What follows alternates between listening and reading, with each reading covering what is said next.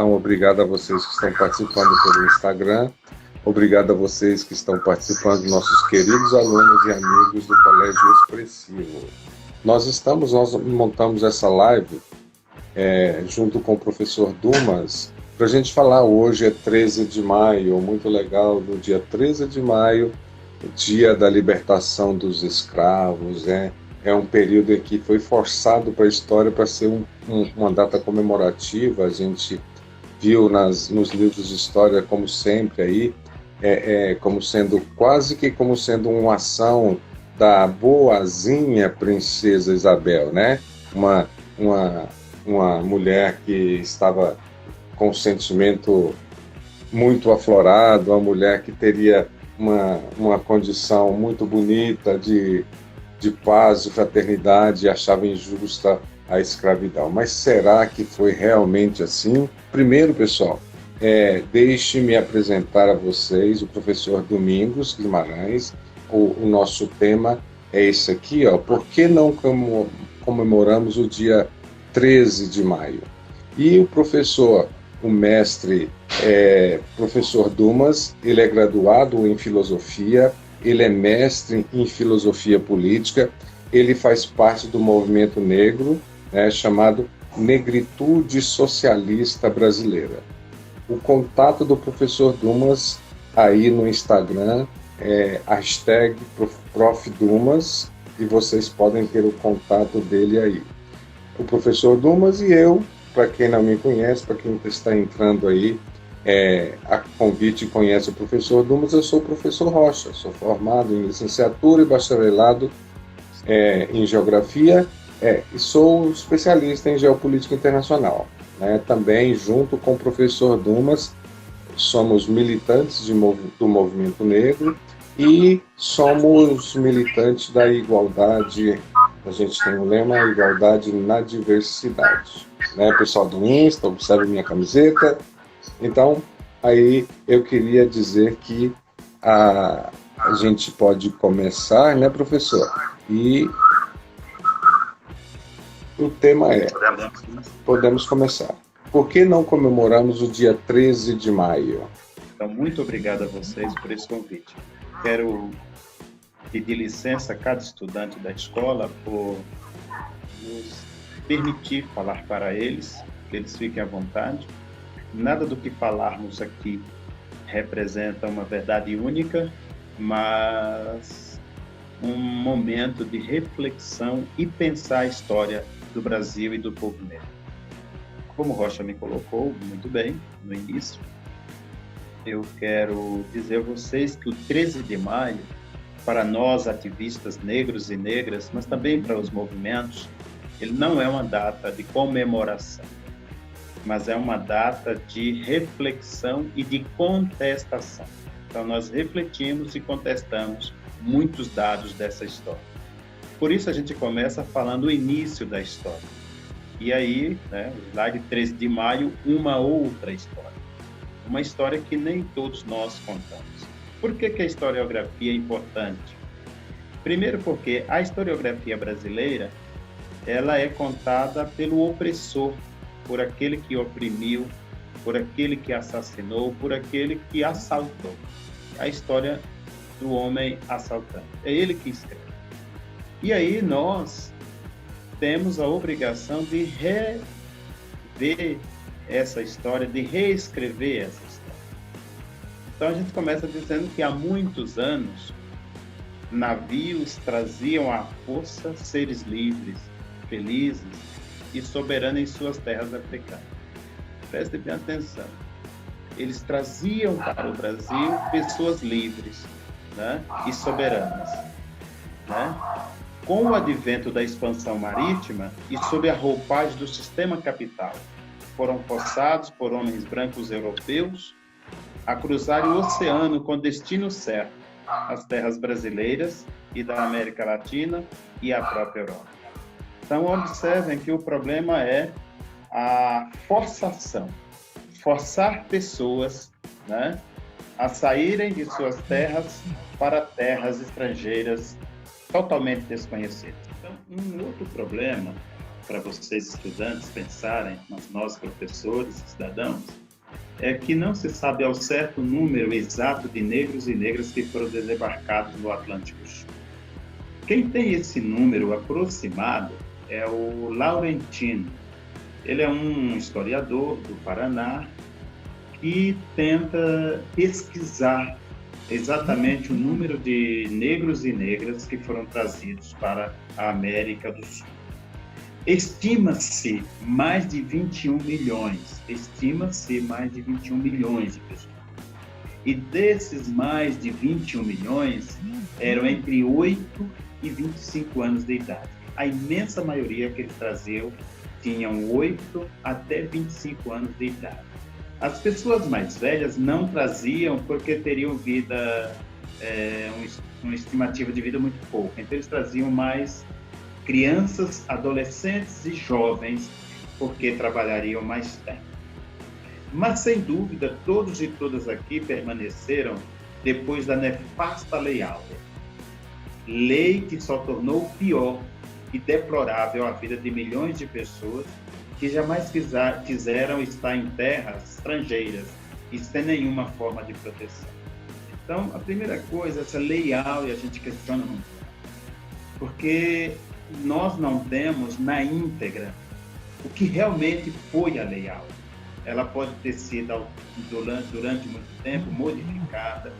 Os artigos, nós não sabíamos se era artigo, se era as palavras, ou seja, nós não tivemos e dificilmente acreditamos na íntegra do que está escrito na Lei Áurea, que hoje é basicamente 2 artigos. Né? Depois, lá na frente, a gente fala sobre esses 2 artigos, ok? Então, é muito sério acreditar que houve uma Lei Áurea que libertou os estados. Primeiro, nós sabemos que o contexto histórico, político e econômico eram da industrialização, a implantação da indústria. Então, a ideia de proibir a escravização era em função de favorecer a implantação da indústria. Não era uma consciência humana de que escravizar pessoas era errado, era pecado, era crime. Então, isso é fato. Não estamos inventando nem exagerando. Ou seja, nem o Brasil, nem a Europa tomaram consciência do crime contra a humanidade. Ao contrário, eles abraçaram o capitalismo, a estrutura, a forma de economia capital, e entenderam que manter a escravização, ou seja, o sistema escravocrata, que é também um sistema econômico, né? É bom que vocês saibam disso. Nós tínhamos o feudalismo, um sistema econômico, que vai ser substituído pelo capitalismo, outro sistema econômico. Nós temos o sistema escravocrata, também é um sistema econômico, é o pior de todos, e nós temos o comunismo, que é um 4º sistema econômico. Por que o sistema escravocrata é o pior sistema econômico? Porque toda a riqueza de uma sociedade que em si aceita a escravização do ser humano é centrada no trabalho 100% forçado do outro. Então, você que é escravizado, que é escravizada, passa a ser um animal que trabalha como se trabalha o boi, como se trabalha o cavalo, o burro na carroça, e só ganha comida, e a pior comida possível. Por isso eles trabalhavam, no caso os escravizadas, trabalhavam forçadamente muito tempo, comia, a alimentação não era nutritiva, então a expectativa de vida deles era 30, 32 anos e morriam logo. Então, por isso é nefasta a ideia da Lei Áurea. Temos aí a Lei Áurea na íntegra, né? Estão vendo aí, Brasil livre, né? Veja, 13 de maio, extinção da escravidão, né? O número da lei é o número 3353, né? De 13 de maio de 1881. Então, olha, a princesa imperial regente. Roja, na geopolítica, ela seria uma senadora? Uma espécie de senadora hoje, senador? nesse período, na empresa imperial regente, Isso. em nome de Sua Majestade o Imperador, o Senhor Dom Pedro II. Tá vendo aí? Sim. Primeiro artigo da lei. É declarada extinta desde a data desta lei a escravidão no Brasil. Segundo artigo, revogam-se as disposições em contrato. E aí, o resto é falando em nome de quem, né? Tudo isso. Então, são esses dois artigos. Qual o problema dessa lei? Será que ela... Primeiro, nós vamos pensar aqui, o conteúdo textual da lei não considera, né, a situação geográfica do povo negro. Esse é o primeiro ponto dessa lei. Ela não considera a situação geográfica. O que significa isso, professor Douglas? Significa que essas pessoas estão geograficamente deslocados de suas terras. Eles nem sequer sabem onde estão, porque eles desconhecem totalmente essas terras, esse país. Eles nem sequer percebem que atravessaram o Atlântico para chegar aqui. Chegando em terras brasileiras, eles são vendidos para lugares totalmente diferentes, separados, pai, mãe, filhos, esposos e esposas estão separados, cada um foi um bicho, e você vendeu para quem você quis, para quem pagou melhor. Então, esse é o primeiro problema geográfico aí dessa lei, que não considera, né, ela não leva em conta essa situação. Segundo ponto dessa lei, faz vistas grossas, né, para as condições socioeconômicas desse povo. O que é isso? O que significa isso? Tá bom. Proibiu-se a escravização. Ninguém mais pode ser escravizado nessas terras. O que vai fazer com esses mais de 21 milhões de pessoas que não são daqui, não têm dinheiro, não falam a língua, a cultura totalmente estranha, eles totalmente fragmentados enquanto família, enquanto sociedade? O que vai fazer com esse povo? Sem contar... Terceiro problema. Sim, por favor. Sem contar a grande carga de racismo que durante mais de 350 anos aí foi imposta à sociedade brasileira sempre a desvalorizar o trabalho do negro, né? Então, já no século XIX, quando veio essa libertação dos escravos, a gente já tinha a imigração.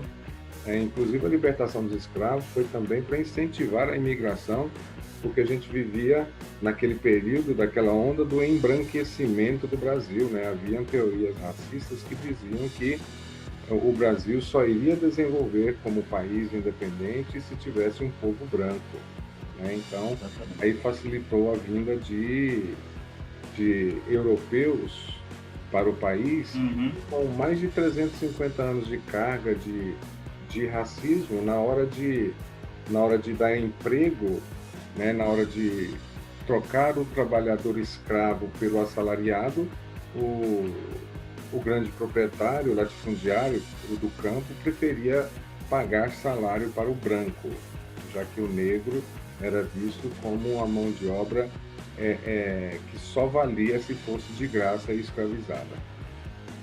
Exatamente.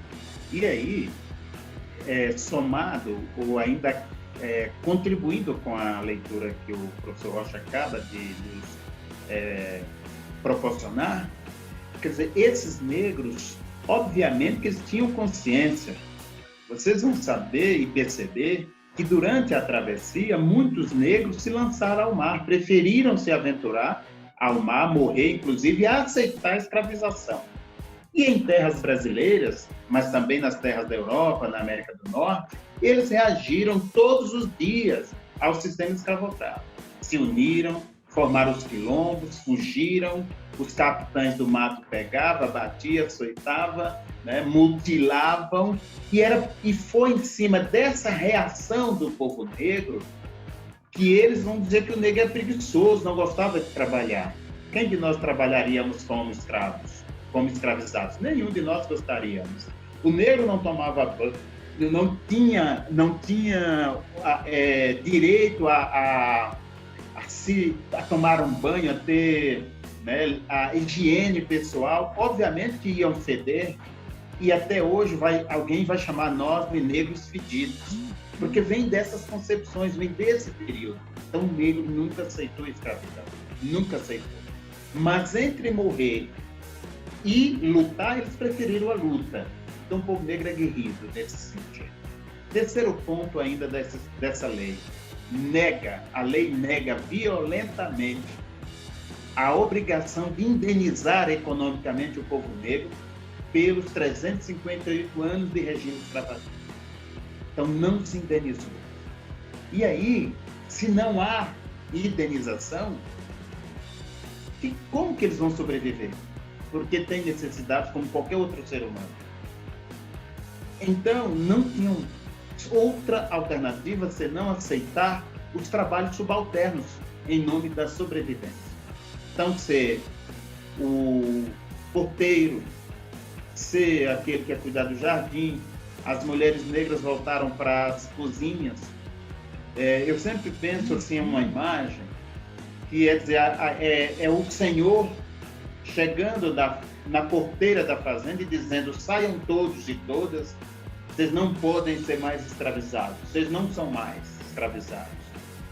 Penso que de súbito foi uma alegria no coração de todos, graças a Deus. Jogaram enxadas, machados, foices, jogaram tudo que foi de instrumento que lhes servia de sofrimento no chão e correram, saíram em debandada daquelas fazendas. 5, 10 metros, caiu a realidade. Para onde eu vou? Olhem, imaginem isso. Não tinham para onde ir. E aí, se não engolir a humilhação e voltar e pedir, dizer: a gente tem que ficar aqui, não temos para onde ir. Agora, dentro dessa mesma lei, tem um problema. Que muitos senhores pagaram por aqueles homens e aquelas mulheres, compraram eles de alguém. Se o Estado diz que não pode haver mais escravizados, quem vai indenizar os senhores? Eles queriam esse dinheiro de volta. Só que parece lógico quando eles querem o dinheiro de volta. Alguém tem que nos indenizar. E isso era o que os senhores pensavam.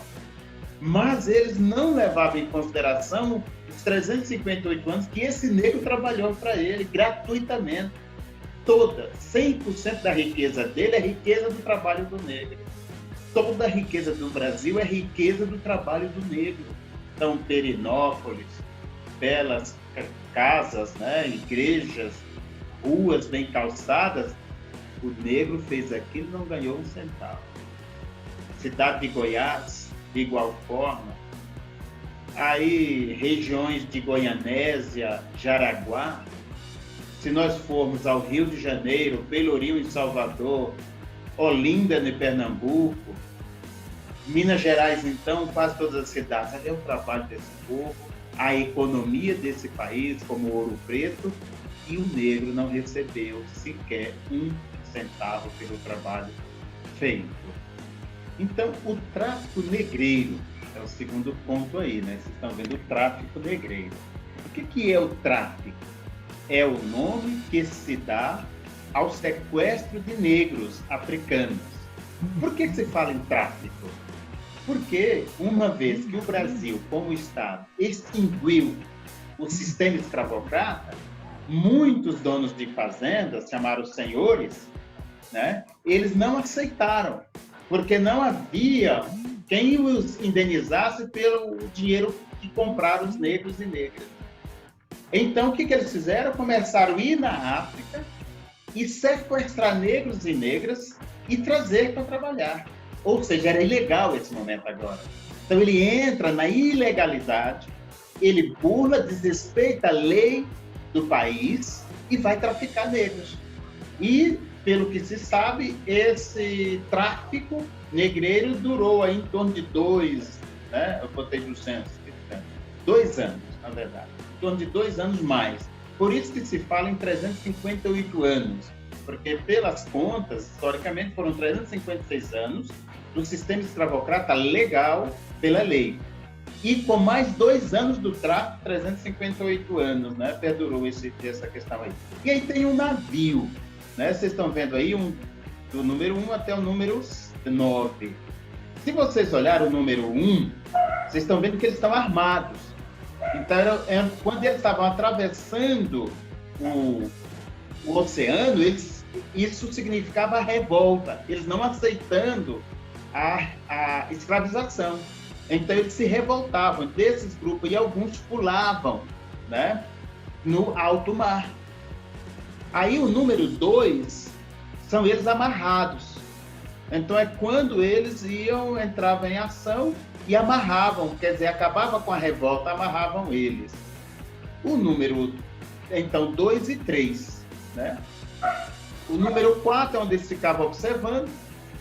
Aí vocês vão ver 4 e 5, aí tinha um local de almoço, né? Faziam eles dançarem o número 6, porque eles morriam para não ficar sedentários, né? Número 7, onde eles dormiam, né? 7, 8 e 9 era o tamanho do navio. Tanto é que esse navio era muito pequeno. Acabou? Só repassando aqui um comentário no Insta, ainda tem gente que afirma que os negros, que acreditam que os negros faziam fila para serem escravizados, né? Se praticamente foi passada essa ideia de que eles queriam vir para o Brasil, mesmo sendo como escravos, o pior que fosse. Acreditam que as condições de vida na África, ainda hoje, a gente que dá aula de geografia, a gente tem que estar constantemente dizendo que não existe tanta diferença do Brasil nas condições de vida para a África, né? Então, é o continente que é mais parecido com o Brasil, apesar do Brasil ter sido colonizado por europeus, a semelhança com a África é muito intensa. É muito grande. E na cultura e nas condições de vida, né?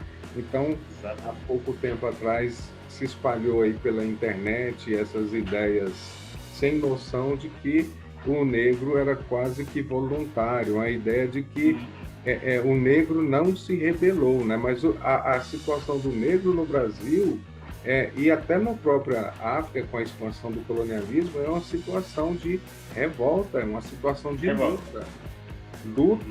Os negros lutaram constantemente em prol de sua liberdade e foram massacrados por uma tecnologia de guerra que a Europa tinha. Então, a Europa já era acostumada muito mais com guerras, com tecnologia, com canhões. Então, aí a gente pode dizer que quase que foi uma vitória, se é que a gente pode dizer que foi vitória, né, dos europeus em função da tecnologia, né, da tecnologia de guerra. Porque as revoltas aconteceram, como você mostrou bem aí, os negros preferiam se lançar em alto mar, alguns, né, no caso das revoltas aí, se lançar em alto mar e saber da condição de que morreriam ali do que se tornar escravos no Brasil. Exatamente, escravos, exatamente. E 2 pontos que você faz eu pensar aqui agora. Primeiro, nós estamos no 2º país mais negro do mundo, o Brasil. Né? Essa semelhança que você coloca é isso. O primeiro país mais negro do mundo é a Nigéria, lá na África, e o 2º país mais negro do mundo é o Brasil. Então, isso já... Tanto é que a gente pode falar... Já tem pessoas que falam a África brasileira no sentido do negroide, né? A presença de negros, o 2º maior número de negros do mundo. Vocês perceberam que eu uso a linguagem escravização, escravizados, escravizadas e escravizador. A primeira coisa importante para nós entendermos a estrutura da sociedade brasileira a partir dos preconceitos é entender a linguagem. A linguagem é o que determina o mundo de um povo. A linguagem determina o tamanho, a concepção de mundo que temos. Quanto mais linguagens desenvolvermos, maior ficará o nosso mundo, a nossa capacidade de compreender as coisas que nos rodeiam e que dizem respeito às nossas vidas, sobretudo a nossa formação. A linguagem brasileira, ela é opressora, ela esconde, ela é sutil para esconder as malezas que foram feitas com a sociedade negra. Então, por exemplo, descendentes de escravos, Mas meus ancestrais não eram escravos. Como que você se refere a mim como descendente de escravos se eles não eram escravos? Se eles nunca aceitaram a escravização? Isso é um problema linguístico. Então, por isso, escravizados, escravizadas, para dizer alguém fez isso. Alguém teve a ideia nefasta de escravizar alguém. Claro, fundamentado em concepções religiosas, isso é verdade. Né? Quando vocês escutam dizer que nós negros, negras, somos a herança maldita de Cã, que é um personagem do Antigo Testamento, é o filho mais novo de Noé. Né? Então a linguagem esconde, ela se fundamenta, né, em concepções equivocadas da religião, mas também em situações, diríamos assim, da própria anatomia humana. Por exemplo, dizer que nós negras não tínhamos a alma e por isso podíamos ser escravizados, escravizadas e etc. Né? Eu sempre chamo a atenção, antes de entrar nessa situação da linguagem, por exemplo, vocês nunca vão escutar alguém dizer que comprou um carro negro, que comeu feijão negro. Ninguém fala isso. O carro é preto, o feijão é preto. Linguística, ela precisa ser pensada, porque ela é ideológica também. Olha, nada contra a língua, absolutamente, a língua é importante, mas ela pode ser usada para discriminar, como ela é usada. Ela pode ser usada para esconder ideologias daqueles e daquelas que não querem o outro livre. Então, por que o carro é preto, o feijão é preto, mas o câmbio é negro? Porque o câmbio é crime. E o carro é status. Quer dizer, o branco rico ou o negro rico compra um carro preto. Mas o câmbio, que é negro, é praticado por aquele que não tem riqueza, na maioria das vezes. Vocês já viram a quadrilha de banco negra? A quadrilha de banco que rouba o banco geralmente são brancos, não são negros. E aí a gente começa a observar detalhes da sociedade que não é observado pela maioria. E se não é observado, facilita acreditar na linguagem, como ela expressa as coisas. Mas se você usa o seu conhecimento para pensar os detalhes, você vai perceber que a situação do negro depois da escravização legal foi pior, ficou muito ruim. Até hoje pagamos uma conta alta por essa situação. Até hoje pagamos muito caro por essa situação. Então não é humano, não é cidadania e não é emancipação deixar que o opressor, o explorador, nesse caso o senhor, tomem as decisões pelos explorados e escravizados, escravizadas em todas as formas, submetidos ao sofrimento psíquico, ao sofrimento social e ao constrangimento da pobreza e de todas as malezas sociais. O que significa nós negros e negras, mas também você, homem branco, mulher branca, que se preocupa de fato viver em uma sociedade civilizada do ponto de vista do direito de ser gente, nós não vamos aceitar isso. Nós não podemos aceitar. Não vamos guerrear. O que nós temos é que nos preparar, formar, estudar e nos posicionar numa situação onde nós vamos ter que fazer um enfrentamento ideológico, fazer um enfrentamento político e fazer um enfrentamento linguístico. Ou seja, nós temos que pensar numa outra forma de educação, uma educação que haja uma só escola, um só sistema educacional para o branco, para o preto, para o nativo, para o cigano, para a mulher. Nós não podemos ter uma escola, no caso a pública, que não está preocupada com a emancipação da pessoa humana. Não sei se todas aqui já observaram o que diz o artigo 200, né? É o artigo 250, melhor dizendo. Não vou me referir agora porque eu não estou com segurança. Mas é o artigo que vai tratar da educação. Não sei porque agora me falhou ele. Eu cito ele sempre. O que ele diz? Educação é um direito de todos. É um dever do Estado, da família. Está lá no artigo. E agora me passou. Ele diz que a educação no Brasil tem 3 objetivos lá no artigo. O primeiro objetivo, ele vai dizer, é a formação plena da pessoa humana. Formação plena. O que é pleno? Cheio, completo. Então, entende-se uma formação plena, a minha capacidade de interpretar, essa é a primeira coisa, a minha capacidade de pensar e a minha capacidade de participar. Então, uma educação tem que me tornar um homem livre, que convive com os demais também livre. O segundo objetivo está lá, é o exercício, preparar o cidadão, a cidadã, o adolescente, o jovem, para o exercício da cidadania.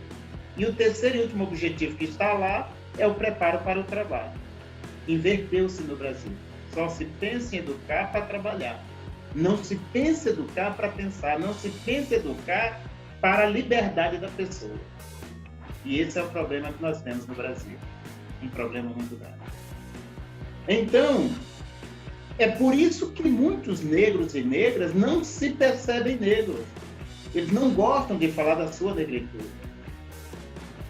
É por isso que muitos negros não compreendem porque que eles têm vergonha. É o que chamamos aí de constrangimento da pobreza. A pobreza, ela constrange a gente.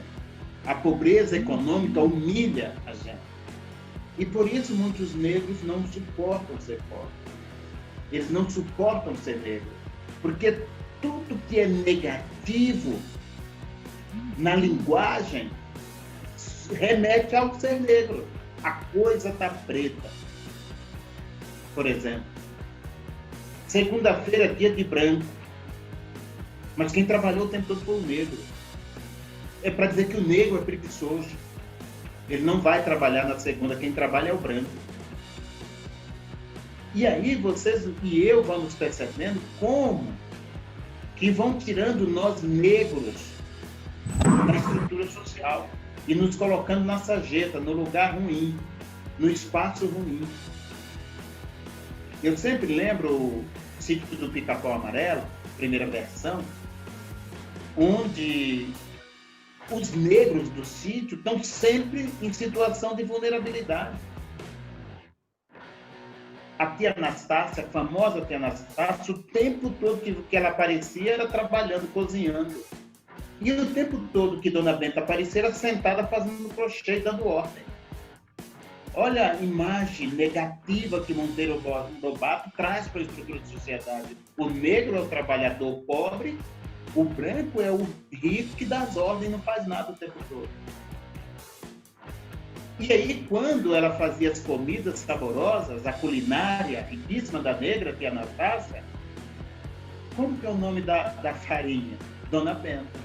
O negro trabalha, mas ali é o branco que leva a fama no lugar do negro. Ou então o branco que faz o trabalho mal feito e outro branco reclama do trabalho mal feito do seu companheiro branco e diz, está fazendo serviço de preto. Olha a linguagem. Então vocês e eu tem que estar o tempo todo atenta à linguagem. Sem esse vitimismo. Tá? Sem vitimismo. Mas compreender racionalmente e com liberdade uma estrutura de sociedade que o tempo todo está negando a importância dos outros. E nós vamos aceitando, porque sempre foi assim, desde pequeno escutei assim. Tá, escutei, mas não é assim que as coisas funcionam. Há um conhecimento há uma racionalidade, há uma ciência, há um saber que eu preciso ter acesso a ele para entender que a estrutura de sociedade foi forjada no sentido do corrupto. Pode falar, Rocha. A nossa colega de luta também, a Ana Maria, está lembrando o senhor que é o artigo 201, e ele fugiu a memória. O artigo 201. Ah, tá. Agora, mais precisamente, muito obrigado, Ana Maria, o artigo 205, anota aí, artigo 205 da nossa Constituição, promulgada em 5 de outubro de 1988. O artigo 205. Anotem que vocês vão ver exatamente o que falei. Ok? Pode passar, meu querido Rocha.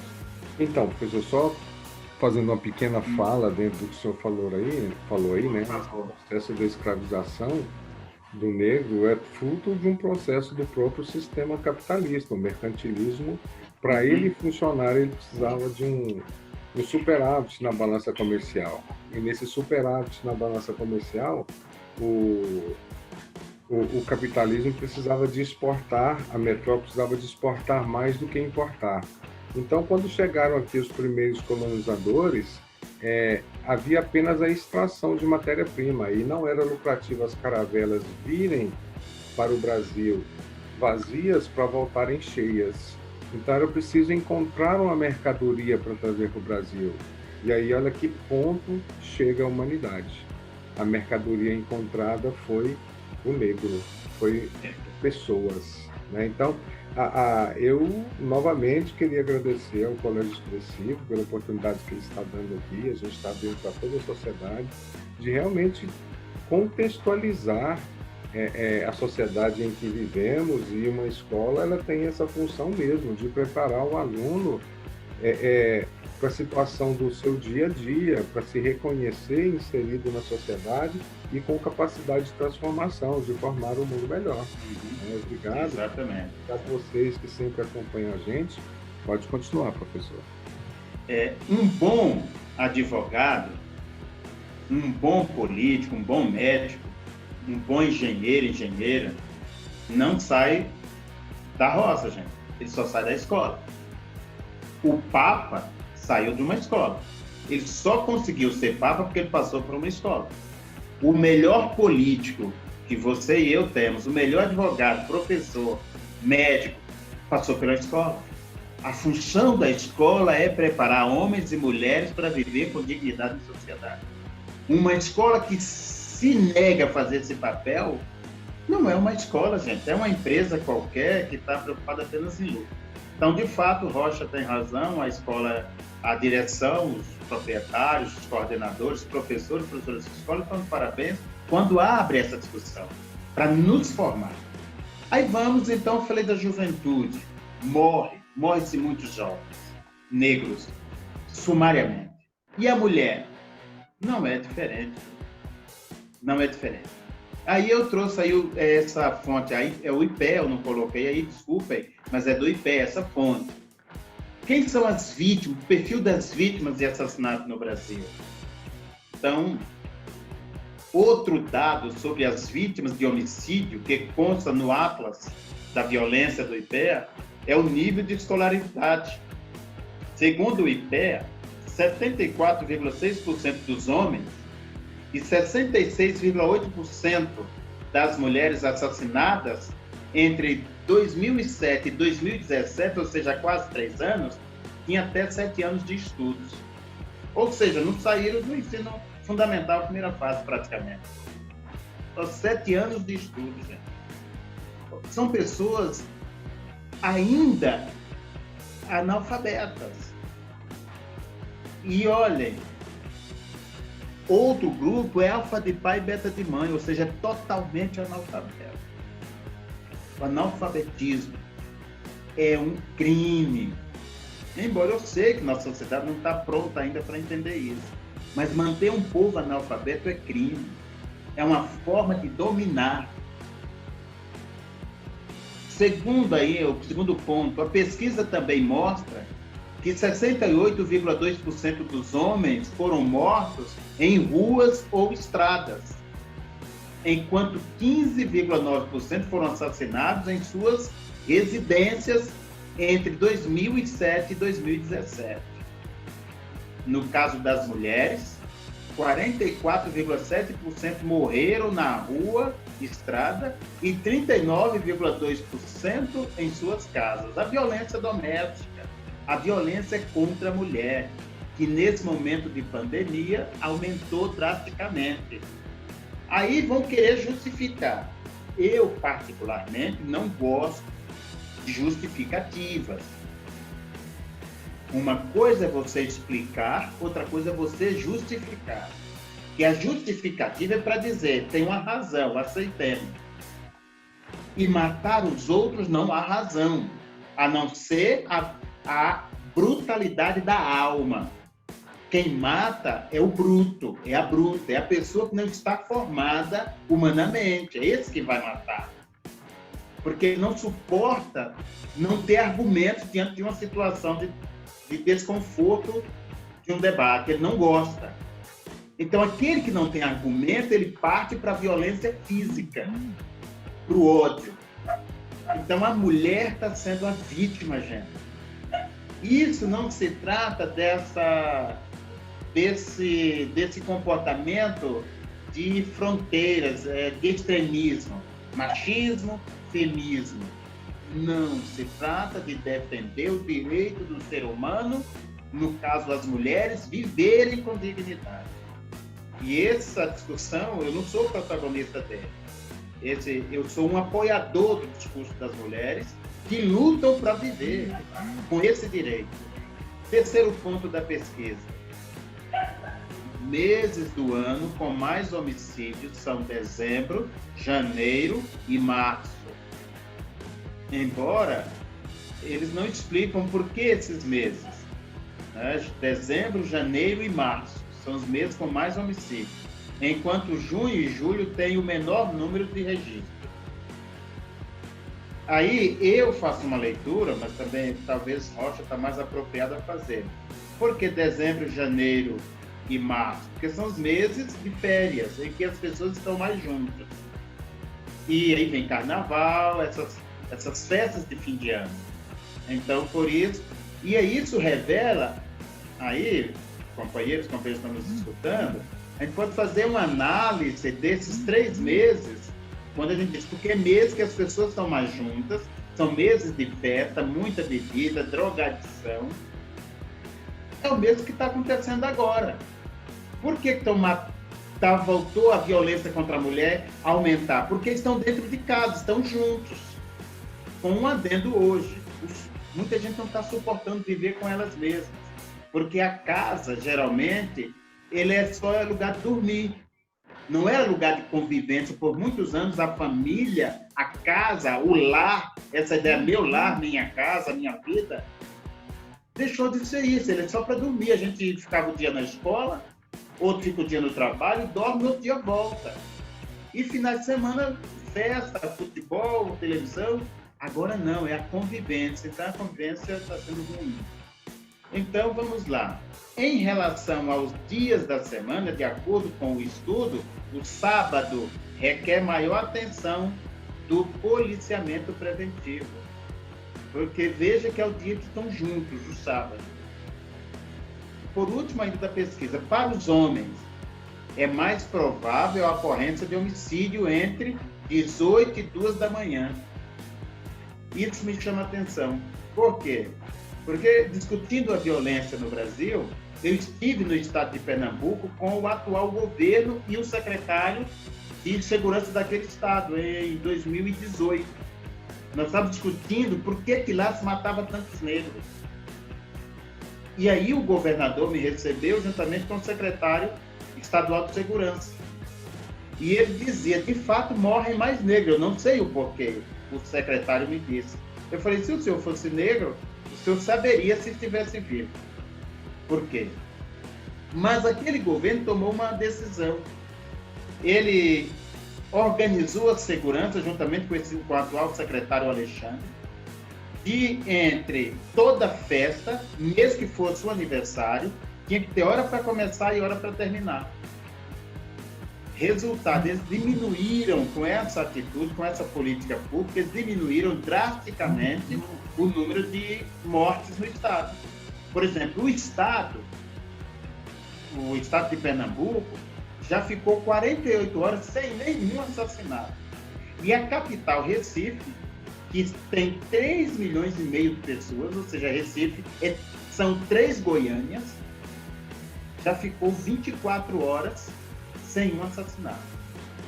Então, ou seja, se tiver políticas públicas eficientes, resolve o problema. É o que eles fizeram lá.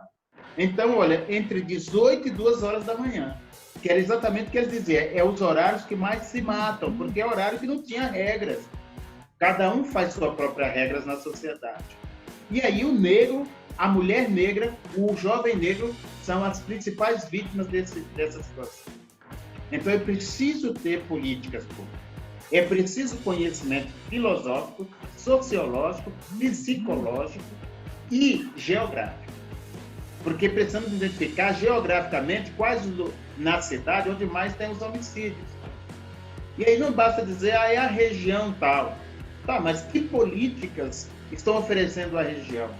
Como está a vida daquele povo no dia a dia? Emprego, a escolaridade dos filhos, a situação econômica dessa família, isso é importante. Então, nós que estudamos, nós temos que estudar focados na vida da sociedade, preocupados e preocupadas em ter um lugar decente para todos nós. Eu sempre digo, qual é a graça de ter uma periferia na cidade? Por que nós queremos uma periferia? Ah, mas você é contra as periferias? Não. Eu não sou a favor das pessoas viverem lá sem a menor visibilidade social. Onde o ônibus é difícil, as ruas têm buracos, saneamento básico não existe, os filhos não estão na escola, a maioria não estão. Então, é ruim isso. Então, nós precisamos pensar o problema da mulher negra, o problema da mulher brasileira. Simplesmente não é civilizado um povo que mata mulheres simplesmente por ser mulheres. Vamos passando, Rocha? E ressaltar também, né, professor, que a luta do feminismo, a mulher branca é diferente da mulher negra, que ainda é uma luta maior ainda, né? Exatamente. A mulher negra, ela, na maioria dos casos, a feminista branca, ela vai para os seus movimentos e volta e encontra, no caso ali, principalmente a mulher negra trabalhando e cuidando dos filhos dela para ela poder sair para se manifestar em busca dos seus direitos. É bom ressaltar também nessa situação. Vamos lá para o outro? Democratizar a economia, gente. Esse é um dos temas que é muito discutido, a economia. Vocês já perceberam que nós passamos pelo ensino fundamental, primeira fase, ensino fundamental, segunda fase, ensino médio, e aí chegamos à universidade. E nesse período todo, em torno de 10, 11 anos de formação básica, nós jamais estudamos economia. Vocês já observaram que o Brasil não tem no seu currículo introdução à educação para a economia? Economia é um conhecimento. Economia é um processo educacional. Se não se tem educação econômica, nós vamos comprar até urubu voando. Basta ter dinheiro. Professor, vocês já perceberam? Sim. Só pedir para o senhor sintetizar a sua fala em 5 minutos, que a gente já recebeu um aviso aqui que está encerrando novamente. Você está tão encerrando, né? O assunto que o tempo está passando. Tá? Ok. Então, o que significa democratizar a economia? É fazer um processo de política econômica, educacional, que todas as pessoas tenham acesso ao dinheiro, conforme está no inciso 4 do artigo 7 da nossa Constituição. Anotem, artigo 7, inciso 4. A economia está lá. Não precisa muita coisa, ok? Vamos lá, Rocha, passando. Do ponto de vista de participação política, o povo negro está fora. Nós temos em Goiânia 39 vereadores, um ou outro negro, ninguém se assume negro ali. E nós temos 41 deputados estaduais e deputadas. Os negros dificilmente se reconhecem como negros, né, professor? Se reconhece negro. Né? Os deputados estaduais negros também não. 2 mulheres, 3 mulheres, me parece. 17 federais, nenhum negro, 2 mulheres. Passando, então ele está fora politicamente. Precisa incorporar essa discussão. Vamos mais? E eu achei que ia ser pouco slides. Mais um. Vamos lá. Estou terminando agora. O povo negro, em qualquer lugar do mundo fora da África, tem a sua própria história. Preste bem atenção. O povo negro, em qualquer lugar do mundo fora da África, tem história própria. O povo negro tem sua história fora do Brasil. Mas a história do Brasil precisou do negro para existir. Isso é o que estou pensando. Preste bem atenção a isso. Ele precisou do negro para poder existir. Sem o trabalho de 358 anos do povo negro, o Brasil não existiria como ele é hoje. Então tem uma dívida histórica conosco. Portanto, por isso nós não comemoramos essa data. O 13 de maio de 1888 foi uma enganação. Não houve libertação para ninguém negro. Houve enganação. Ok, Rocha? Eu vou, então, termino aqui. Agradeço. Muito obrigado, muito obrigado. E aí, qualquer coisa, os meninos, meninas podem entrar em contato lá no nossos, fazer perguntas, né? Já que não tem tempo para isso. Pessoal, professor Dumas, Rocha, queria agradecer. Vocês estão terminando, né? Queria agradecer demais essa iniciativa, de mais iniciativas como essa que o Colégio Expressivo está precisando, tá bom?